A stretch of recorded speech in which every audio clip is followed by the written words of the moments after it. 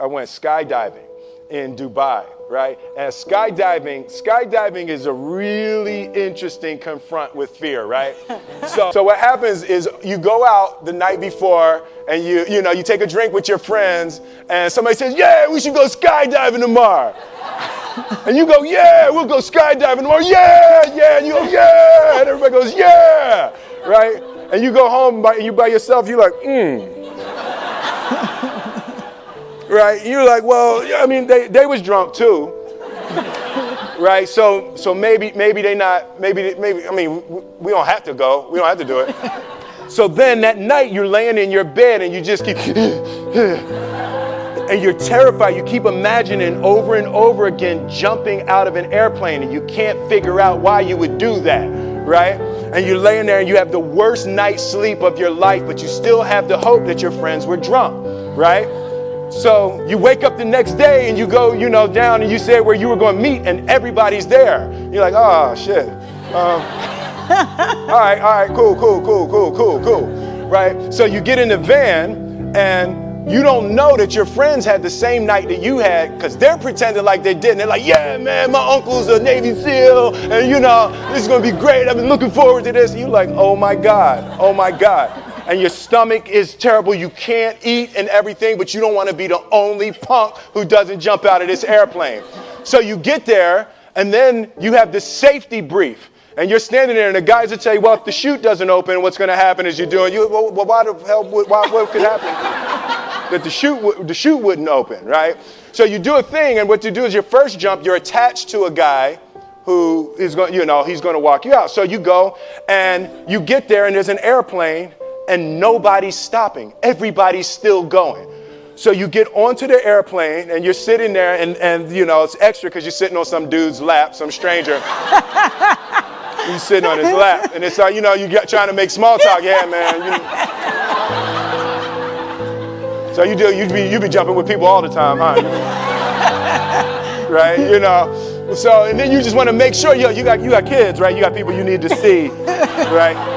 You just want to make sure he's serious, right? So you get in there, so everything's normal. So you fly and you go up to 14,000 feet, and you notice there's a light. It's red and it's yellow and green, right? So right now the light's red. So then you start thinking at some point the light's going to go green, but you don't know what's going to happen, right?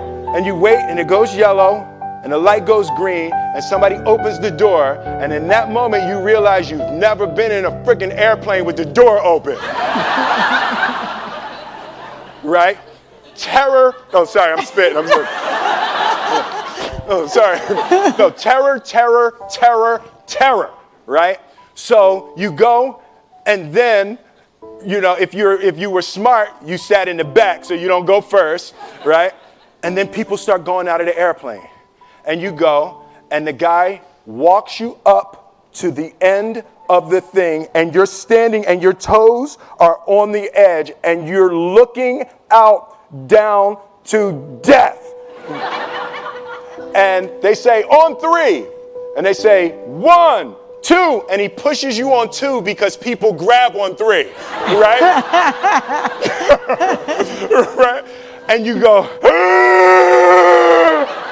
and you fall out of the airplane, and in 1 second, you realize that it's the most blissful experience of your life. You're flying, right? It doesn't feel like falling, right? It's like you actually are kind of held a little bit by the wind, and then you start falling, and there's zero fear. You realize that the point of maximum danger is the point of minimum fear. It's bliss. It's bliss. And you're flying. Right? And you're doing that. And then 20 seconds, 25 seconds, 40 seconds. And you have enough time to just kind of be like, oh, shit, that's that building. That's not like that one. Oh, you can see the ocean. Right? You start doing all of that. And the lesson for me was, why were you scared in your bed the night before? What do you need that fear for? Just don't go. Why are you scared in your bed 16 hours before you jump? Why are you scared in the car? Why could you not enjoy breakfast? What did you need that? The fear is fear of what? You're nowhere even near the airplane. Everything up to the stepping out, there's actually no reason to be scared. It only just ruins your day. You don't have to jump. And then in that moment, all of a sudden, where you should be terrified is the most blissful experience of your life. And God placed the best things in life on the other side of terror. On the other side of your maximum fear are all of the best things in life. You know? So that was sorry. So that was, no, it's good. That was my experience with skydiving and fear. All right.